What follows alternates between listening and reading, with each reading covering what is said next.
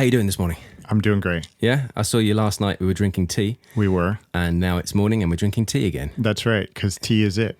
Yeah, anyone would think we're both British. Yeah. Is tea a thing in America? Tea is a thing in America, but it's probably a little bit less of a thing. Because, the coffee's crap. Okay, Starbucks. Well, Starbucks is good. Like, I need an espresso. Really? Sure. I mean, those are all okay. But I can't drink like the regular coffee. The stuff they serve in the diner and stuff, it's like muddy water. Oh, what, here in Finland? No, in the States. Oh, okay. Here, it's nice and strong. I like it. Okay. Oh, so, yeah, well, it depends where you go. I think you can get caught out, can't you? Like a roadside cafe. I tell you what, my dad came to Finland, and he was like, oh, my God, the coffee is so strong here. And he's a coffee drinker every day. Straight to the toilet. He loved it, though. He was like, I love it. I mean, I can't go back to the States and drink regular coffee. I've got to go get an espresso or something like that. Yeah. I can't drink the regular stuff anymore. No. Yeah. We have a cafetiere. I had one this morning. It's like rocket fuel. It's fantastic. Actually, those, was it percolator? What do they call it?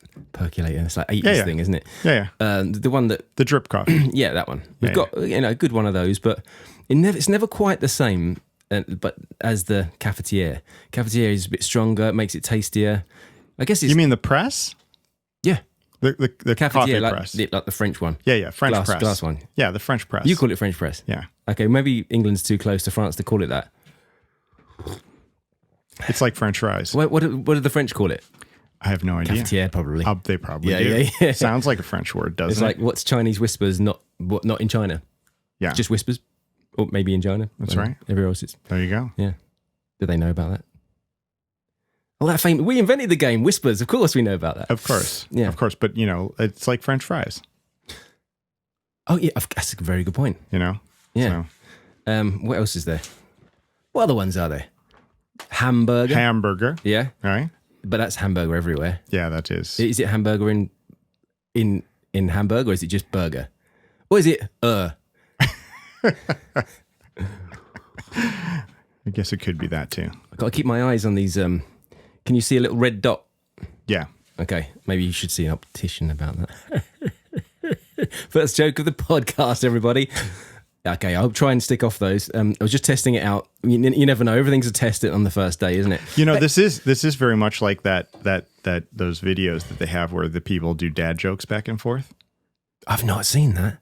Yeah, there are these people. They just get the two together and they try to make the other person laugh by doing a dad joke. Okay. Oh, maybe I should have learned some of those. We could probably find some in a bit if you want. Yeah, and you stay there and you just look at each other and try not to make the other person laugh by doing dad jokes back and forth. I'd lose. My humor is so puerile, I would just fall apart like instantly. Just for the fact that you made the attempt at it. Yeah, I've heard some really good ones though. They're very funny. Go on, throw one at me. You're going to put me on the spot. Yeah, that's the aim. I want you on the spot. Yeah. Keep the microphone. Sorry, Steve. Yeah. Let's see. I can't. I'll remember. Oh my goodness, that's the worst dad joke I've ever heard. I know. There are a lot of really funny ones though, but do you think we're because we're both dads that we're at a stage now where dad jokes are acceptable? They are. Yeah. It's not to say they're not acceptable. It's it's just one of those things that when someone puts you on the spot to tell one, you're like, oh dear. Should have prepared, Steve. I should have prepared. You always bring a dad joke to the party. Always bring a dad joke. Believe me, but we'll be halfway through this thing and I'll say, oh, that's the one I wanted to tell, and I'll tell it. Yeah, okay. I don't know if I've got any dad jokes. I've got silly jokes. I've got long-winded jokes, which aren't really jokes, but they're funny because they're so long-winded. No, dad jokes are short. Okay. Well, is the one that I remember is and it works, I guess, in Finland, which is where we are. What is it? There's two snowmen in a field, and one says to the other, "Can you smell carrots?" That's a dad joke. Great, right, lovely. I've got one then. Yeah, I've known that for years. I've known that since I wasn't a dad, though. It's like 25 years I first heard that. That's definitely a dad joke. They're usually some sort of pun or something like that too. Well, puns, mate. I'm all about the puns. Okay. Yeah. We actually I shared one yesterday. Where's my phone? It's around here somewhere. It was I've got to show you. Maybe I'll put it up on the screen when I post this. It was it's inspired. A friend of mine posted it.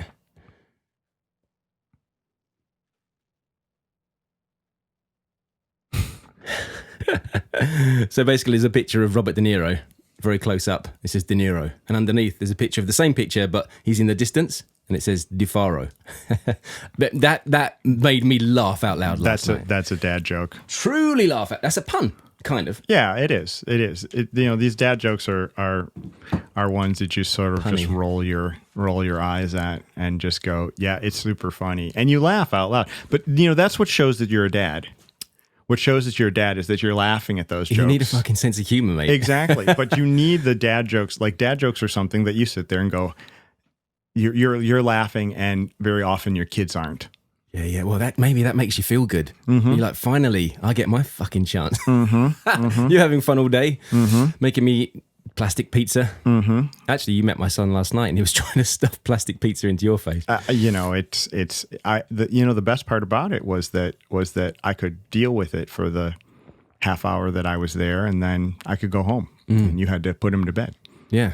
I've done that already. I've got two boys that are 13 and 17, and it's the exact opposite. They don't want to see me anymore. They're just off doing their stuff. That's great. I mean, not that I'm, trying to get rid of my kid already, but the second he can get a job, that's great. No, 4 is it? 5 they're allowed to go. It's super nice. You have to think about it. It's super nice to you have to enjoy all those moments as you go through them. But then there is a sense of relief. I think moms don't have it as much, but at least for the dad, it's like, okay, now they're off doing their own thing.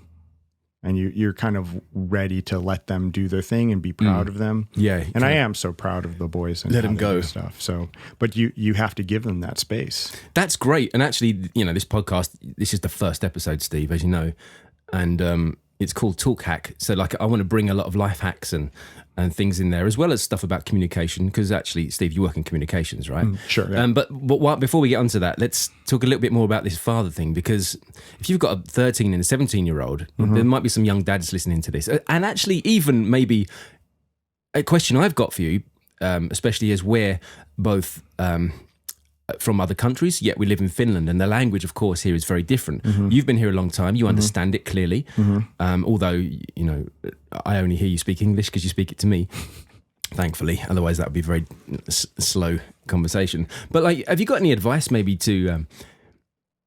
My biggest question is for those with children who don't speak the same language, because this could go for anyone. If there's two parents from different heritage or background, different countries, different languages, what's a good thing for not just fathers but for mothers, or to help that child stay on course with both languages? What have you learned from that? Well, I think that the first thing that seemed to have paid off was the idea that we really were very strict about speaking the languages, partially because my Finnish was so bad as my kids were growing up. Right, okay. But my that's where I'm at right now. My wife at the time decided that was very adamant that she didn't want the kids growing up with some funny accent. Well, I don't know whether that would have happened anyway, but basically we were extremely strict. Even when the kids spoke back to us in a different language, we always spoke the language that they were used to. Right. Okay. And then I would think I was telling you yesterday that I took my sons both on a trip to the U.S. with just me and them when they were 3. Now, this is the one that I kind of wanted to share, actually. I wanted you to share. Yeah. And it kind of sparked my interest, because it seems like such a remarkable kind of switch. We were there for 2 weeks. Mm-hmm. And when within a few days, both my sons' mind just switched. Okay.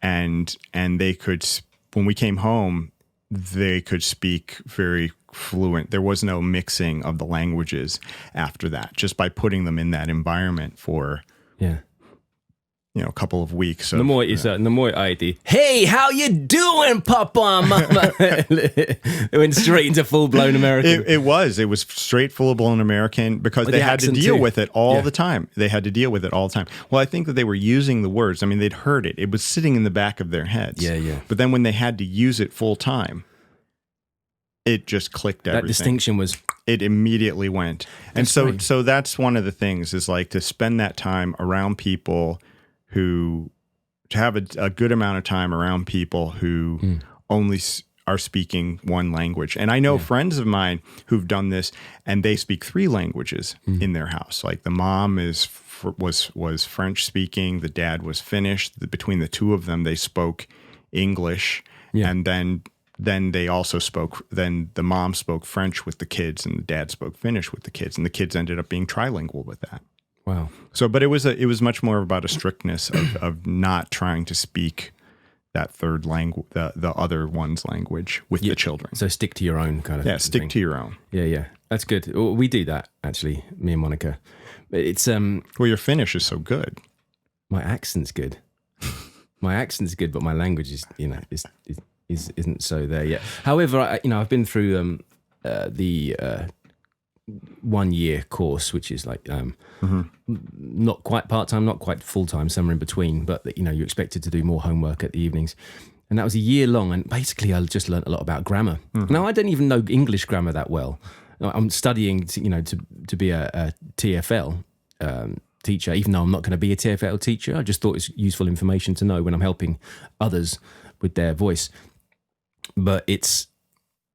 Yeah, man. Like learning grammar first for me was very difficult because I'm a kinesthetic learner. I have to do, then be told what it is I've done, as opposed to say, this is what you're going to do, go off and do it. Right. It just doesn't, I can't be analytical about things. I have to feel it, somehow embody it first. Yeah. When I learned Finnish, I didn't learn Finnish in the traditional way of going and learning the grammar first. Of course, I did go to some of the classes and stuff like that, but that just wasn't for me. Right. I actually joined a mountain biking club and told everybody not to speak English with me. And I hung out in the sauna. A few trips to the hospital later, they were saying, don't go around that way. It was actually really funny because the first thing I did when I moved to Finland, was I actually was at the swimming pool. And I went to this swimming pool, which was right across the street from my house. And if you go there in the morning, because I used to be a competitive swimmer. We're going to get to that. Actually, and so when I went to the pool, I'd go up to the water, and there's just all these old men and women in there doing breaststroke.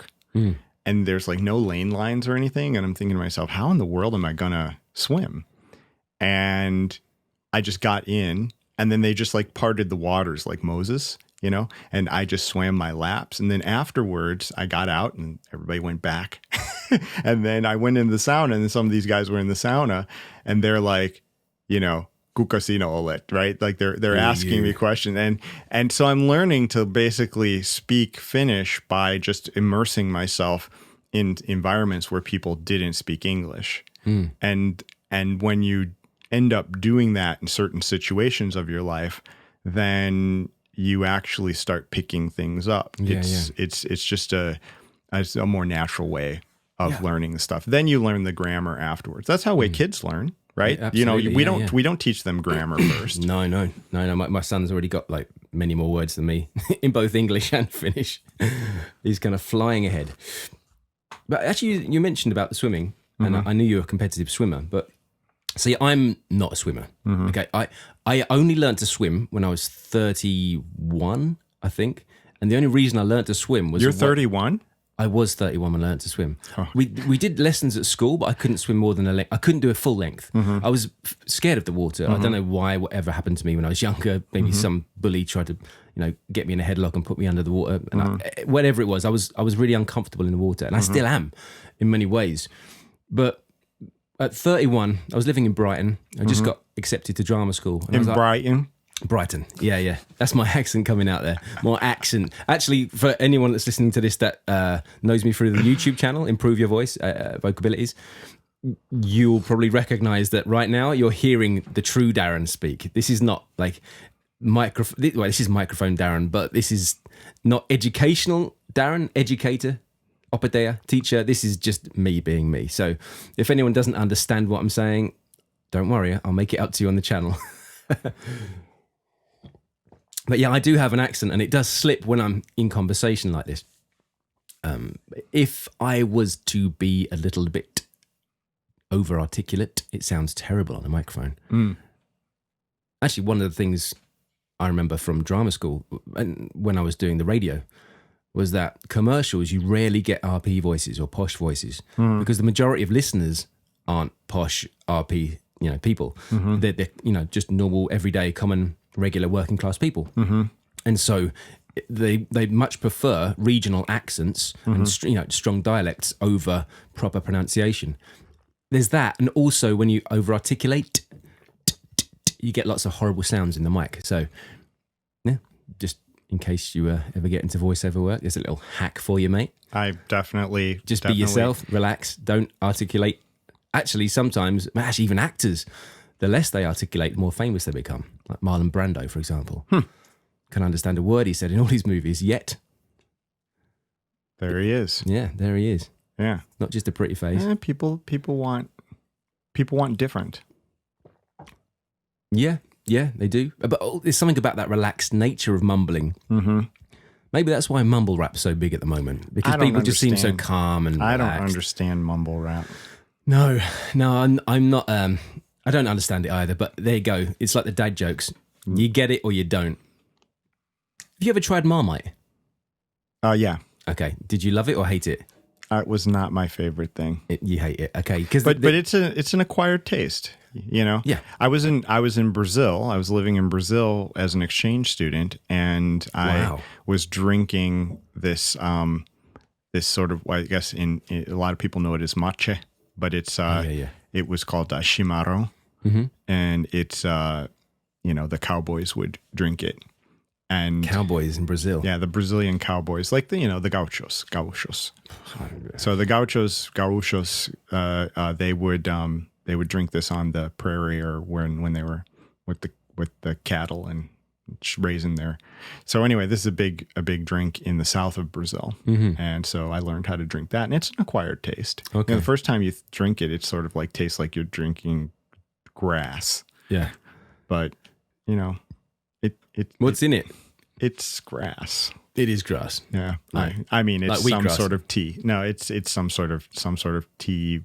Someone would have to check it out. But I mean, the flavor, is it kind of like the flavor is very grassy. Yeah, like wheat, grass. Yeah. It's very grassy and it's very like herbal, but it's great. Herbal. Yes. Herbal.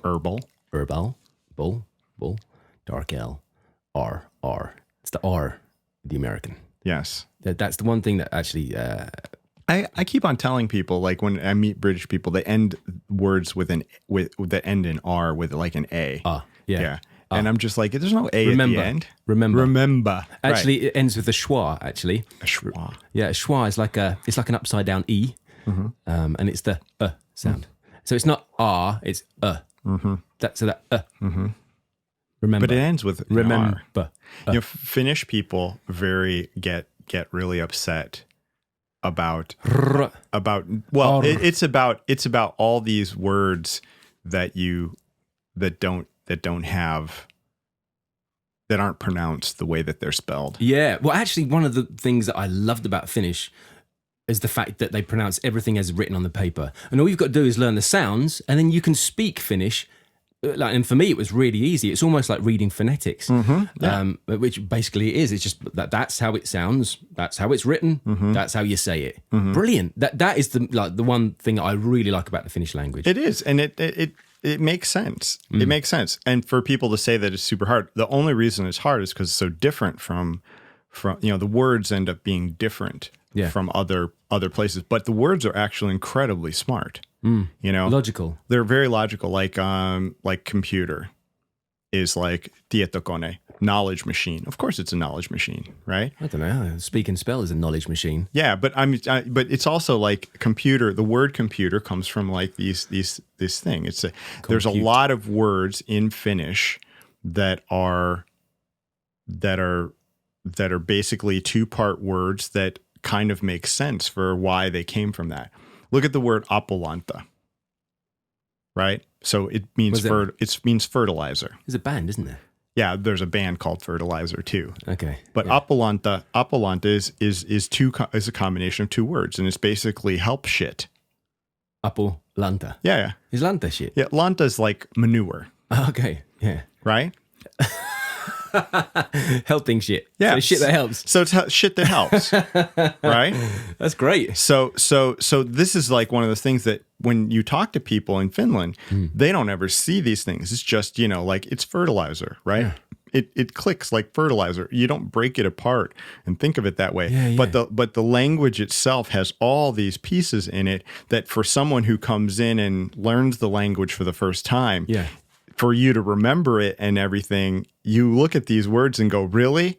Yeah, Apollanta is help shit? Of course it's help shit. Think about when they used to like, how did they use shit to help grow the fields, right? Fertilizer. I wonder how long it took them to realize that it works well on the fields. I mean, like someone had to like figure that out, maybe because animals were going there and that particular part of the grass was growing longer. But isn't that like what everybody does that? I mean, all of the old farming, that's what old farming does, right? You use the poop, you use the poop and you dig it into the dirt to make the soil better. Yeah. And so help shit. Of course, the Finns have figured out to call it that. Right? And I love it. When was it they figured out? I mean, because obviously around the world this happened before people even met each other, like different nations. And like, so everyone figured it out eventually. Right. But like, did you think someone thought, that works on the ground. I wonder if I rub it in my hair, will I kind of start getting rid of my baldness? Do you think anyone made that connection in history? I don't know, because maybe baldness wasn't important then. That's a good point. People weren't so bothered. Maybe it was less of a distraction. There was nothing that I don't they have had to comb this today. Exactly. Brilliant. Well, and not only that, maybe it was also one of those things in which it just wasn't a priority. I mean, isn't that kind of a first world issue? I guess if you're working 18 hours a day on a field, like farming and digging before you got the horse, you couldn't afford one maybe. And you're like, oh no, I can't wait to get this done so I can go and try and grow my hair. Yeah. That's a good point. But actually, I wanted to sort of bring it back to the swimming again. Oh, okay. Because you were a competitive swimmer. Yeah, I used to be. And again, I told you, I didn't learn until I was 31, taught myself badly, but it sounds weird, but watching people in the pool, seeing how they're doing it right, and then just followed them around for a few laps until I got asked to leave. But how did you get into that? What is the kind of, were you encouraged as a child, or you took to it? Or?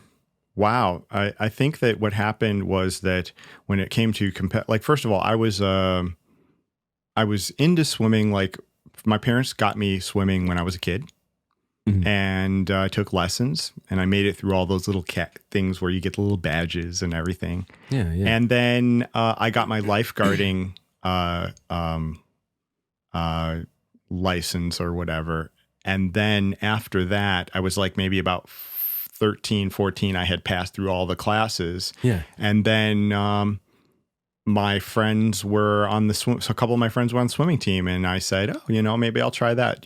I'll try that sport out. I had tried running doing track, and I'd done baseball, and I did lacrosse, and I did. Lacrosse? Is that with the with the net? With the net and you throw the thing. Exactly. It goes like fucking fast. Yeah. You get injured doing that, I imagine. You can, yeah. But it was just, sort of like more pickup and smaller version, like intramural lacrosse. And then I did, I was doing baseball, softball, all these things. And so I did all these different sports. And then when you get to high school in the US, you kind of like pick something that you're going to be good at. And so when I got to high school, I joined a swimming team with a couple of my friends, and it just became a lifestyle, I would have to say. You wake up early in the morning, you put in, 5,000 meters in between the morning and afternoon, maybe 7,000 in a day. 5K, man. In a day, so you do maybe 3K in the morning and then do another 3 or 4 in the afternoon. And it just became sort of it's like one of those sports where it's become a lifestyle. If I do 2 like lengths of a full-size pool, I'm happy with myself. Well, and you should, before I stop. but that's because and I you're always not change my efficient. goggles because I want to be able to see as well. Right. If I can't see, I freak out. I get really scared in the water. And this is what I noticed you swimming. One of the cameras has gone off.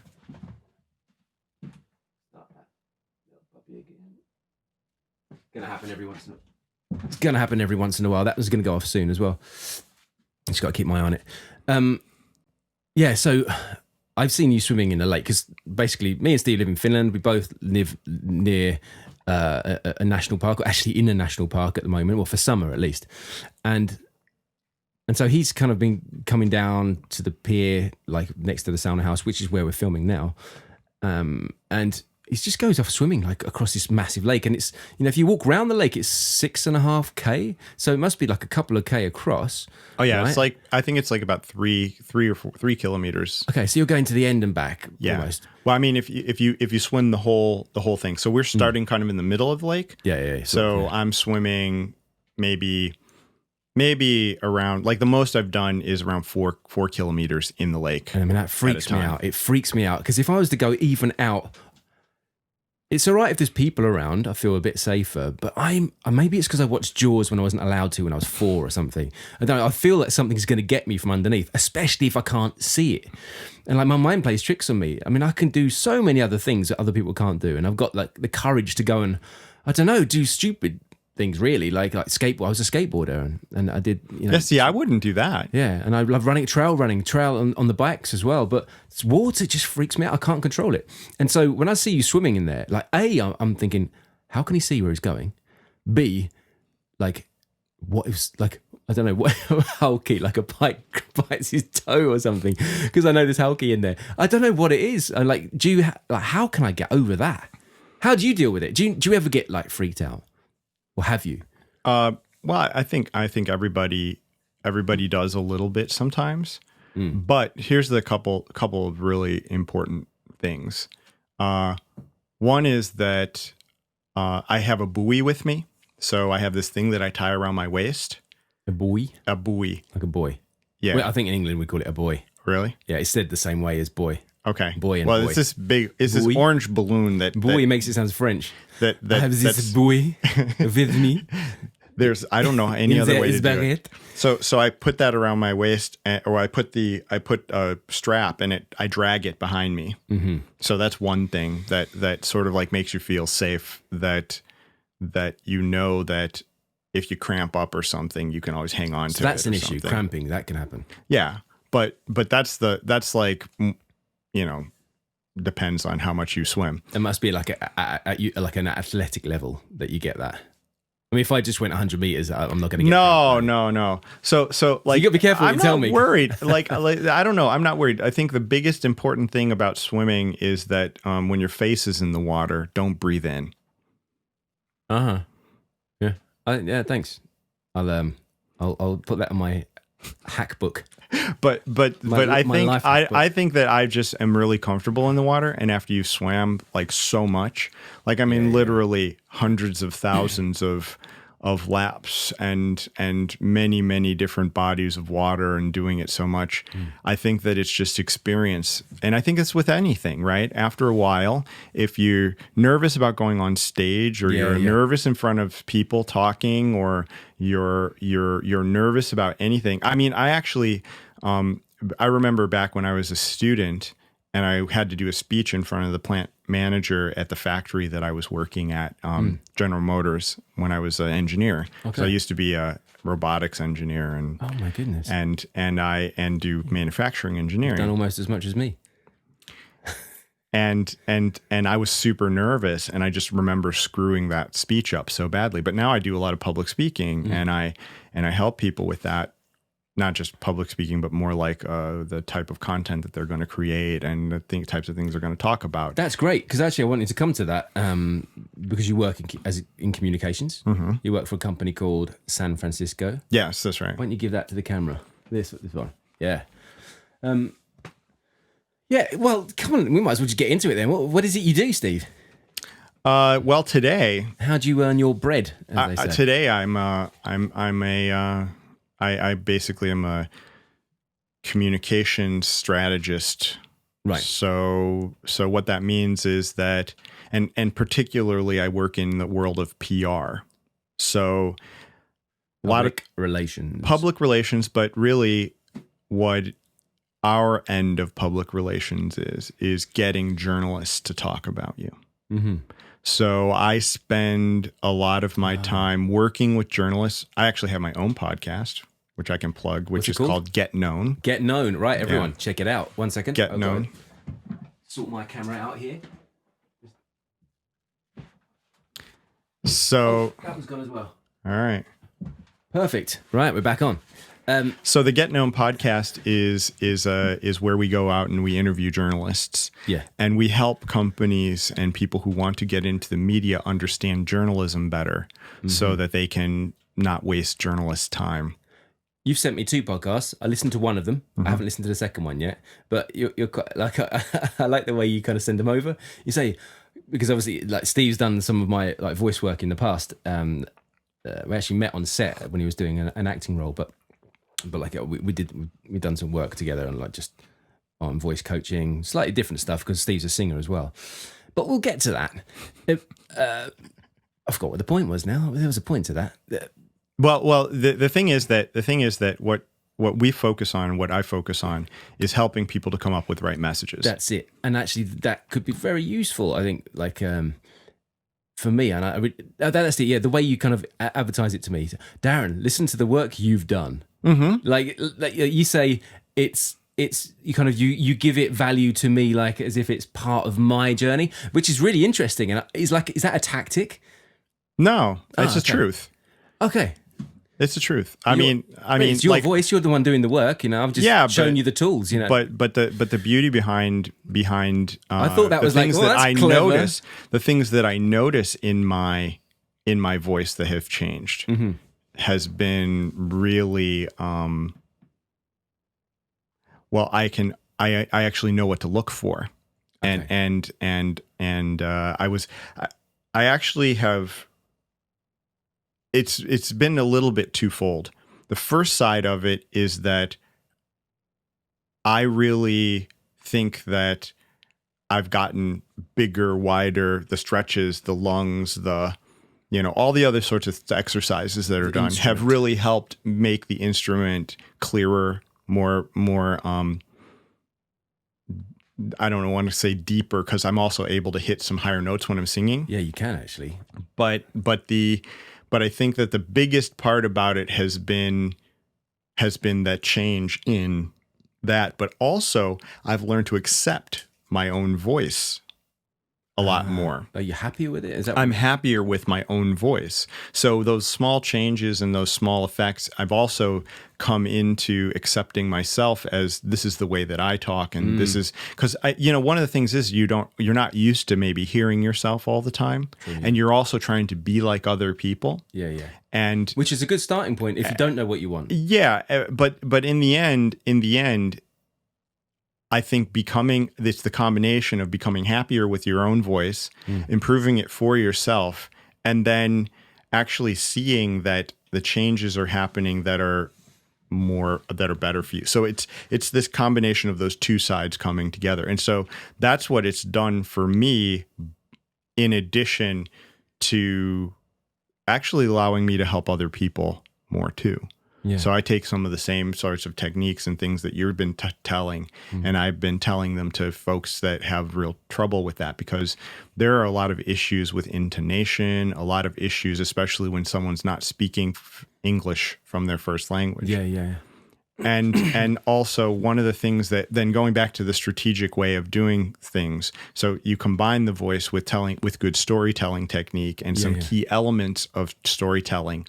Yeah. And what we do is we work with people to bring out those storytelling elements, not only so that you can tell your story, but so that other people want to tell that story forward. So there are a lot of techniques and things that we help people with, and we help companies to dig out what those stories are. Like, do you use like rhetorical devices, like or like specific structures actually, to the story? What is that?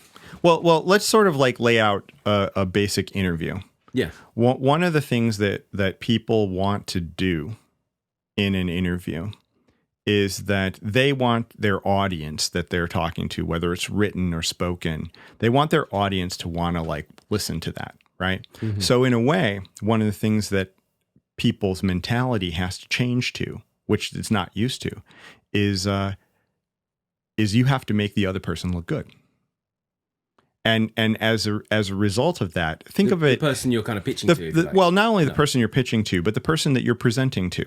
So think of it this way. Have you ever posted pictures of your kid on Facebook? No, never.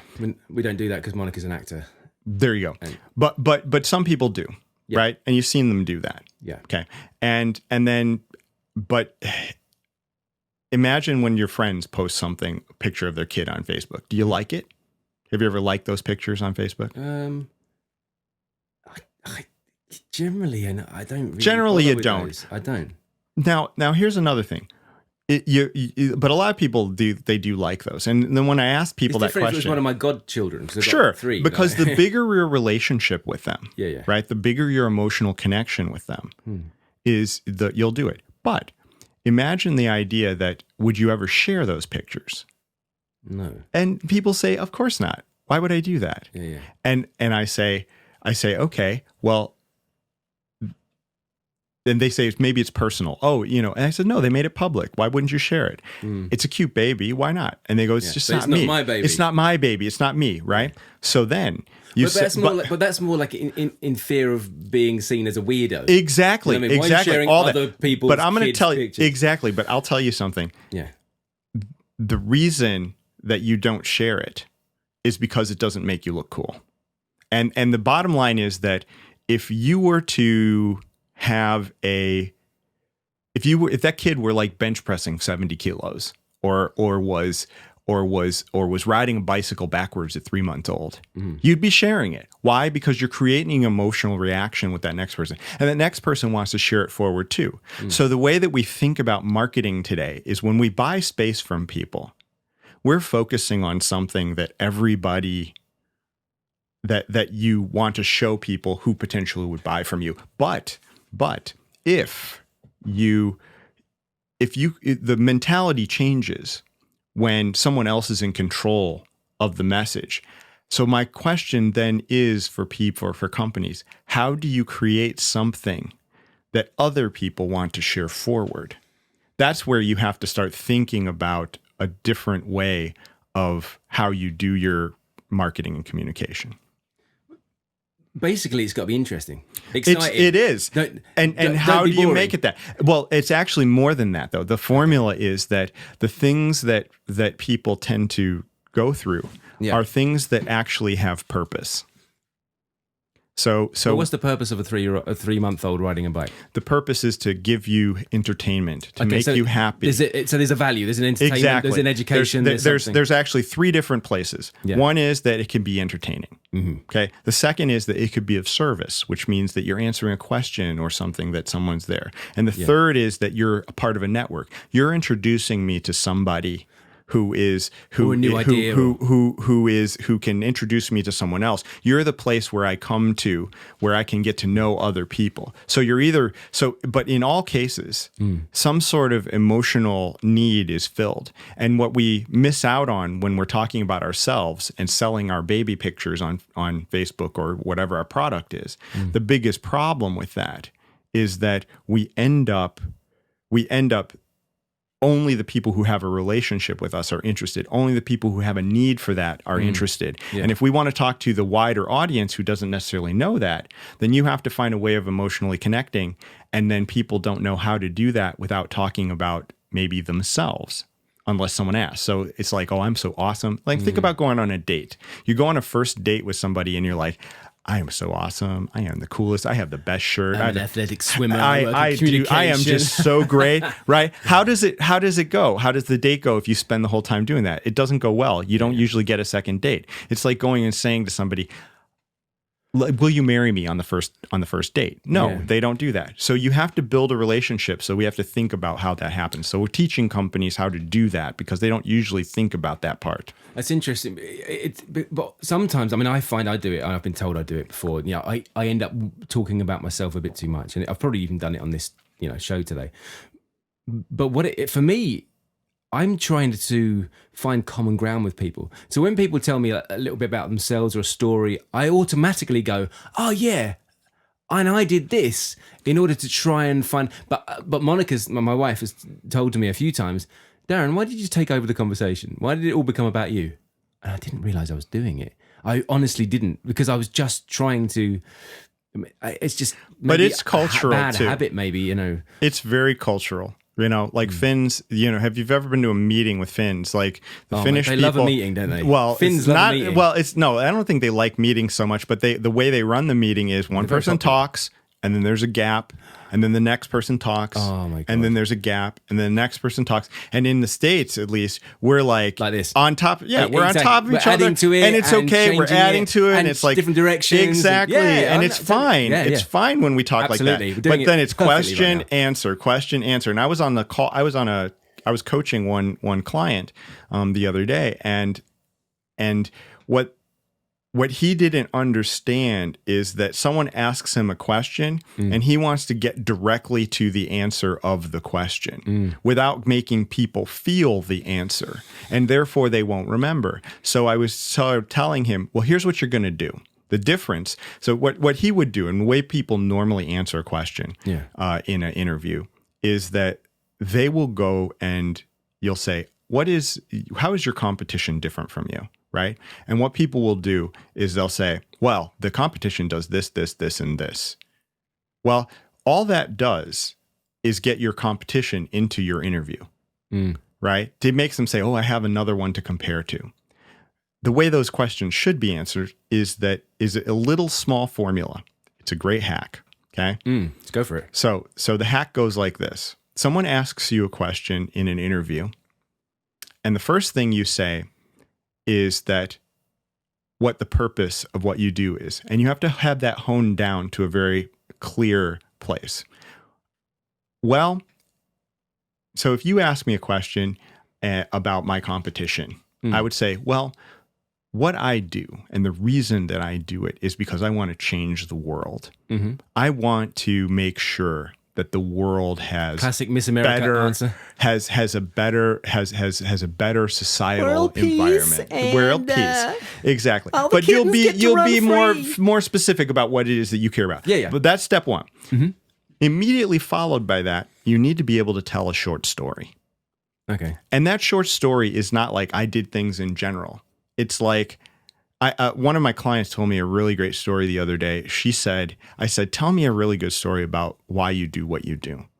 And she said that, well, my daughter came in one day and I was on the computer and I had a picture of the world on top of an ice cream cone melting.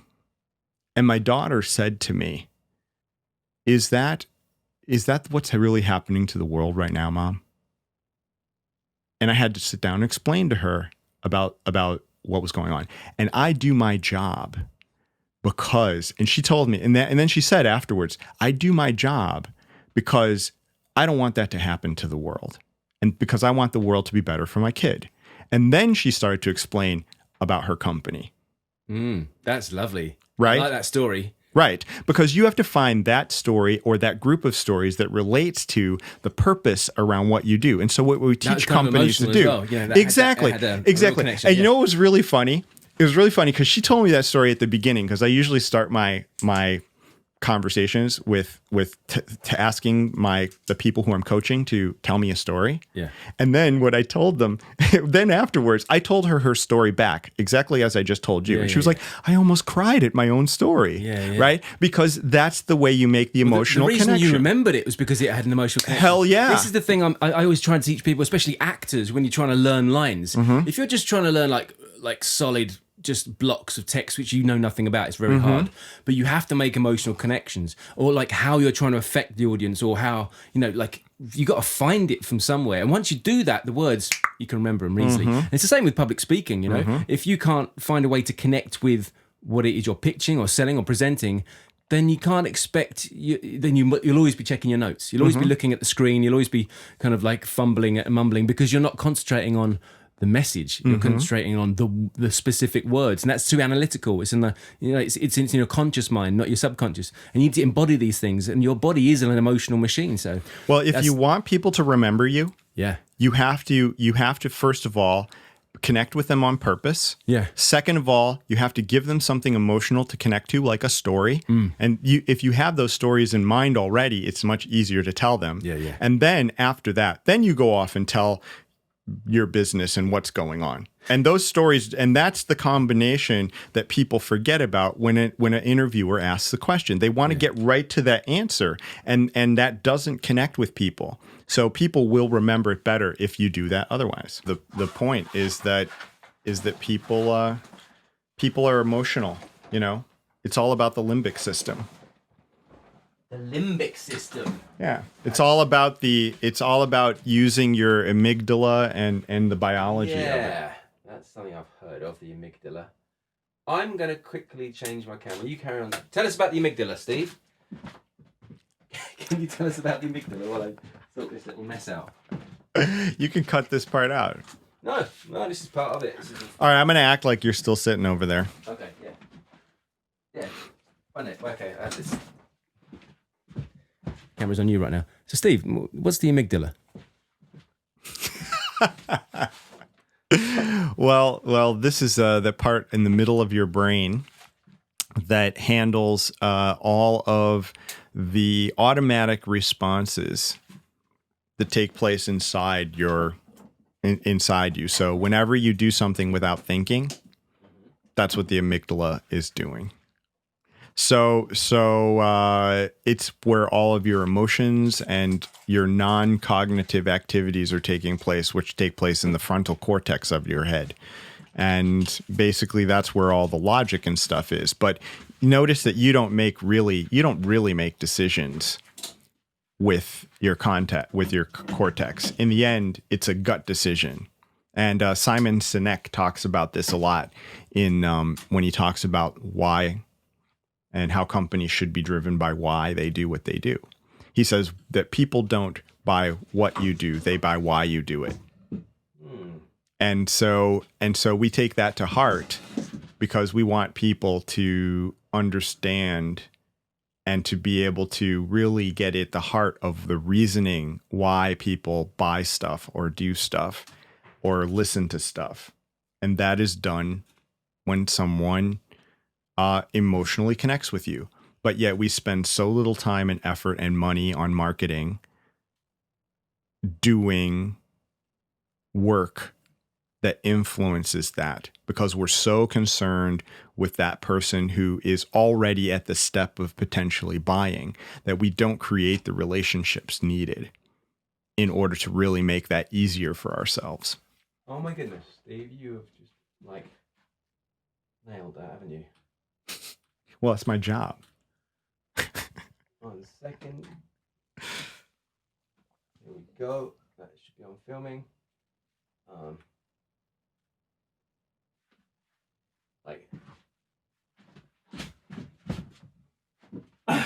You started getting quieter there. No. It's funny because the amygdala could then be considered as the controlling point for emotional memory or for the unconscious mind. Yeah. The subconscious mind. Because obviously, from my understanding, especially as I trained as a hypnotherapist as well, did a diploma in that because it was going to help me help others with their voice. Because often people aren't so aware, consciously of what's going on, and you need to make changes in your body because it's your instrument in order posture, alignment, relaxation, and whatnot. And the amygdala is an interesting point because I didn't talk about that in my diploma because it's physical. We talked more about the mind and the kind of abstract idea of and how it works. A bit of NLP and but of course, here we go. It's all falling apart. But it's it basically is like the brain's controlling point for how information, whether conscious or unconscious, gets sort of filtered down into our body and remembered. Right. So like if our body is the unconscious mind, the whole entire thing, right. It's like every cell is a tape deck, which is on record. You know, and then if you want to access that, the amygdala goes to the conscious mind. Come through me. I'll show you the way to the storage unit where we keep that. And so that whatever cell is that remembered that little point or that area of your body or whatever kind of gets opened and gets remembered, if you like. Would you say that that's a good analogy for? You know, the thing is that the amygdala is working very instantaneously. So all the things that you do without thinking happen that way. Automated. So if you're afraid of something, if you're concerned about something, all those things, those are all your amygdala kind of like working. Then your cognitive brain, and I am no scientist, but the cognitive brain starts to influence the amygdala by making you maybe think about things or worry about things, which then also activates old things. Yeah. And so what we learn how to do actually is, if you want to change that, they say that it's not that you are changing it's not like you're getting rid of the old things that you used to do, but rather you're building new neural pathways that give you new behaviors. But what that takes is that you have to do the hard work up front to change those behaviors and then keep on doing them. So when we talked about earlier, not being afraid anymore to go out and swim, right? The reason I'm not afraid to go out and swim is because I've done it so much that my brain has created the neural pathways that make that a natural thing for me. Anyone who wants to do something with excellence needs to do it over and over and over and over again.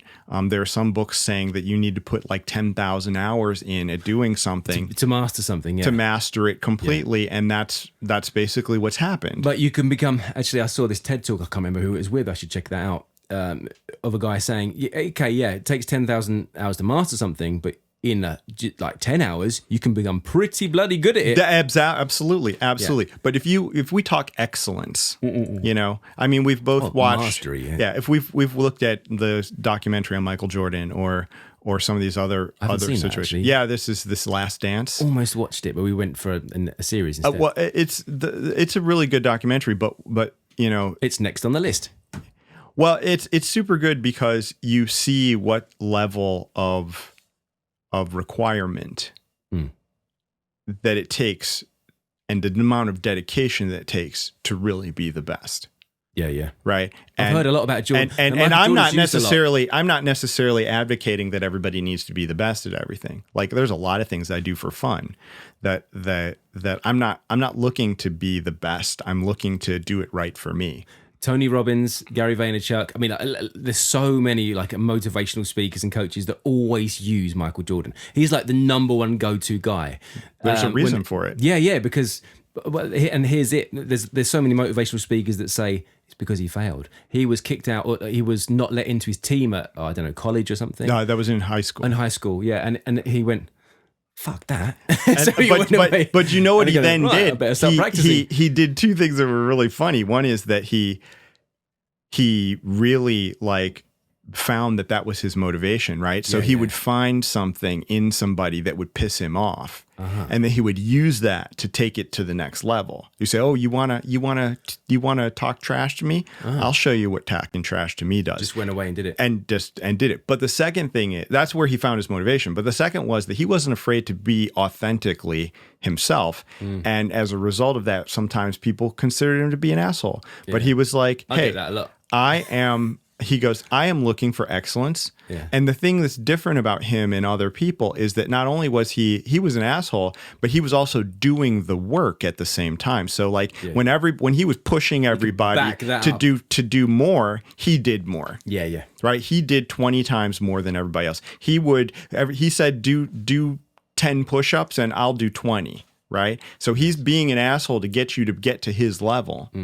But he's saying that, but he knows he can do 50. Well, no, that's what other people said too. Because he's been practicing doing 100. Well, that's what he does though. That's what the thing is. If you want to win, you got to be surrounded. He knew he had to be surrounded by people who were really great. And I don't agree with, like, for me, being an asshole is not the way that I would do things the same way. I think you can be excellent without that. Arseholes. People are quite surprised when they get called an arsehole when they're being an arsehole. I've been called an arsehole a lot, and I to be fair, I understand why. It's because I am very blunt sometimes in the way I say things, the way I approach things. I can go off into my own little world and ignore people, not not consciously.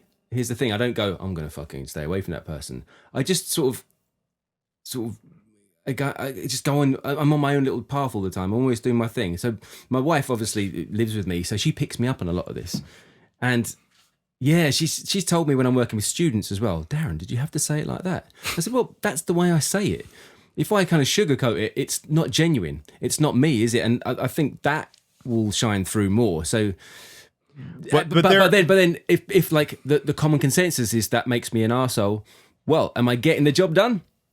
And I'm not actually hurting anyone. I'm not actually like really affecting anyone. It's just my accent. London. It's very hard.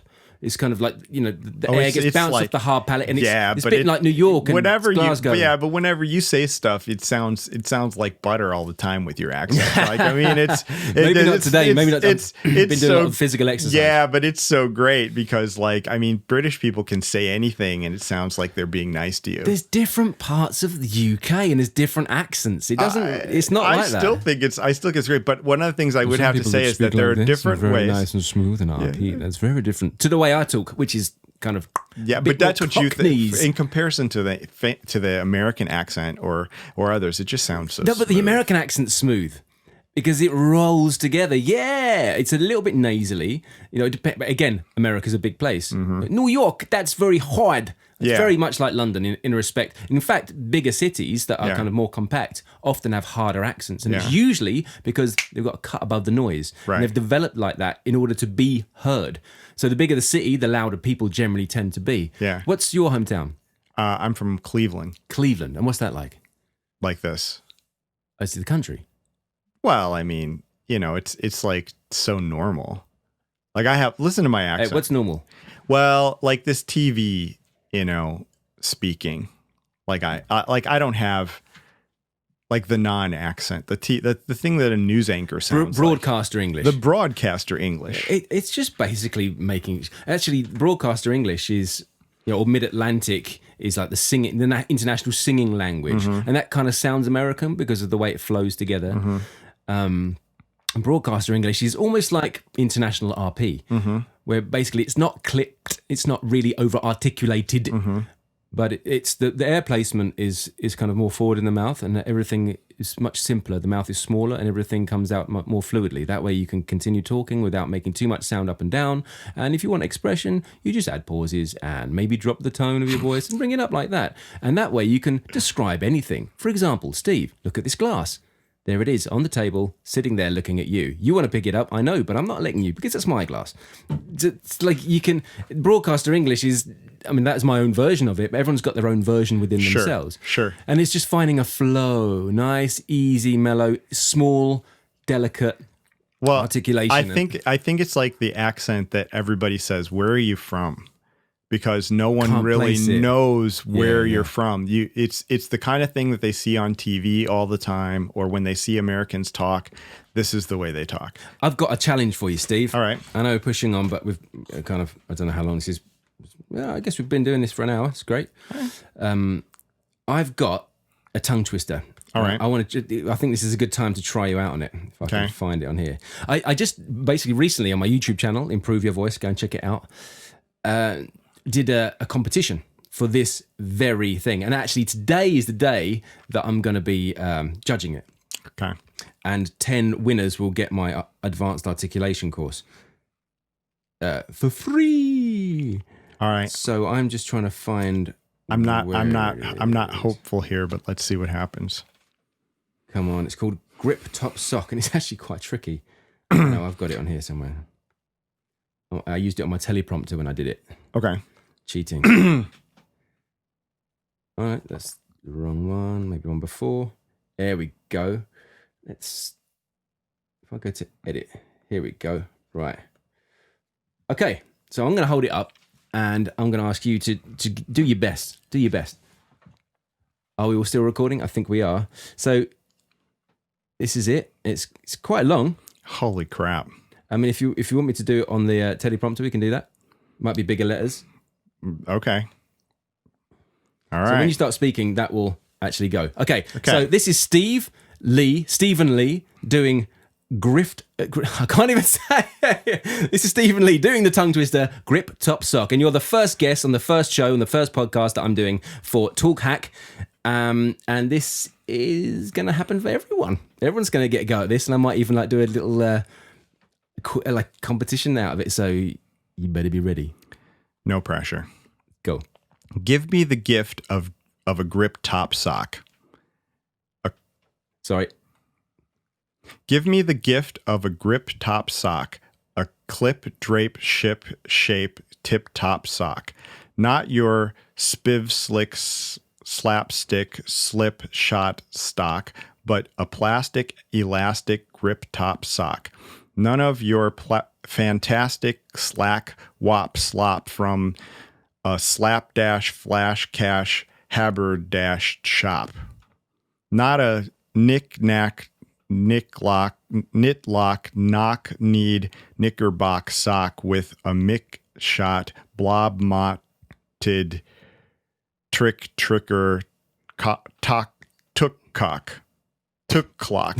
Keep going. Not a rucked up, puckered up, flop top sock, nor a super sheer, seersucker, puka, sack, smock sock. Not a spot speckled, frog freckled, cheap chic sock off a hodgepodge, moss blotch, scotch block. Nothing slip, slop, drip, drop, flip, flop, or glip, glop. Tip me to a tip top, grip, top sock. Whoa! Ah, well done, Steve. That was first time you've ever read it. Yeah. I didn't give you any preparation on that. No. But for those people who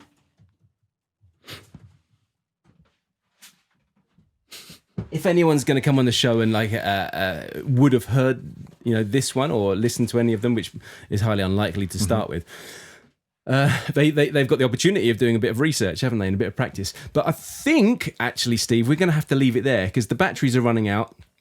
The cards obviously run out on one thing, and we can do music. But do you know what? We can get you in again. That'd be great. It's mate, I'm so thank you. Thank you so much for coming in because it's really interesting. For me to learn a bit more about you and what you do and a bit of your history. I mean, we've talked, but sometimes I think you're an interesting guy and you've got things to say and you've got things to share and you have shared them. So thanks very much for being on. Thanks for the opportunity. The official #1 Talk Hack podcast. I like being #1. Yeah. Yeah, right. Competitive from the swimming. Well, yeah, I don't know how to end it. How should I put a little jingle on the end or? Yeah, I mean, you could do that, or you could tell one more joke. There's a guitar behind you. You could sing us out. I could sing you out. Sing us out. There's a guitar. Go on, pick it up. All right. There it is. The capo is on 7. Right. You got to use the capo on 7. You can't change it. Can't change it. No, can't change it. That's a little rule. So there's another little challenge for you. Let's see. Anything. Anything? Yeah. Anything. Make it up. Make it up. Every man's soap. Oh, you actually knew that one. Yeah. Is that the right key? Or would you can change the capo if you want. That was a horrible thing to say. I don't even know if I can do this.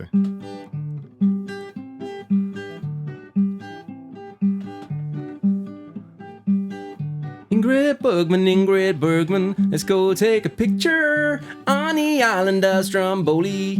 Ingrid Bergman, you're so pretty. You make any mountain quiver. You make fire fly from the crater. Ingrid Bergman. That's a Billy Bragg and Wilco song written by the legend on the road guitarist from the States. What was his name? Woody Guthrie. Woody Guthrie. So Woody Guthrie that song. Sounds like a Woody Guthrie song, doesn't it? Yeah, he never wrote the song. Basically, Wilco and Billy Bragg went and discovered all about Woody Guthrie, and they took loads of songs that he never finished writing, and they finished them. And they made an album called Mermaid Avenue. It's beautiful. It's a really lovely album. That's like a similar part. Let's have your version. Come on.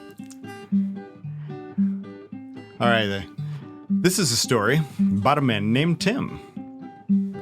The kind of guy that if you ever got knocked down, he'd just get up again. He went outside the country looking for hope. And in the land of Finland, he found every man's soap.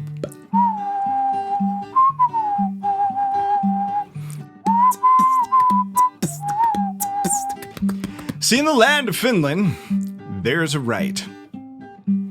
You can fish and sleep under the stars wherever you like. Oh, yeah. And when Timmy came from across the sea, he thought this is the best law there ever could be. And in his heart he heard the call from the sauna in the swimming hall. See that shampoo over there? Is it too made for us to share? Like the trees and the flowers and the singing birds, like the forest and the reindeer herds, like the lake so big and clean and wet, like music on the internet. And he sang soap, every man's soap.